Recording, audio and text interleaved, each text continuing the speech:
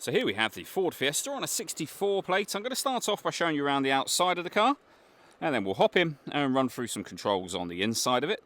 From the outside you can see that it's a 5-door car with alloy wheels and tinted windows. We're going to start off inside the boot area first of all. As we approach the back of the car, you can see we have reversing sensors, plenty of boot space as well, along with that 60/40 split folding rear seat should you wish to increase this space even further. Okay, so we're just going to work our way back around to the front of the car, and then we'll hop in and run through some controls on the inside of it from there. Just briefly before we climb in, I think it's well worth seeing the interior from this exterior point of view. There's plenty to run through on the dashboard, so let's hop in and we'll do that now. Okay, now that we're inside the car, we're going to start with the dials. On the left-hand side, first of all, we have the rev counter. We have the speedometer on the right-hand side. In the centre at the bottom, the fuel gauge, and at the top, the total miles of the car, which is 77,140. We have the cool and temperature gauge there as well. You can change information displayed in that section by pressing a button on the end of the indicator stalk for various bits of fuel economy and trip computer information. We back out to the steering wheel next. We have phone and stereo controls, and then cruise control on the left-hand side just there. In the centre, you'll find the main stereo with all of the buttons that you're likely to use down the side here, and the screen that displays information directly above that. So you can see we have DAB radio.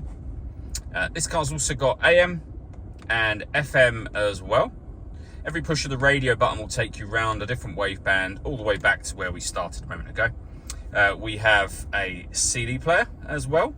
On top of that, we've got USB input, we've got auxiliary input and Bluetooth audio. So you see the Bluetooth audio there and auxiliary input. Of course, you can pair up your phone to the car as well. It's done by hitting that button and following the instructions from there. And the main volume for the stereo is just here. Below that, we have the climate control. You can adjust the fan speed, the direction of the air, and of course the temperature. The air conditioning's on at the minute, so that's off.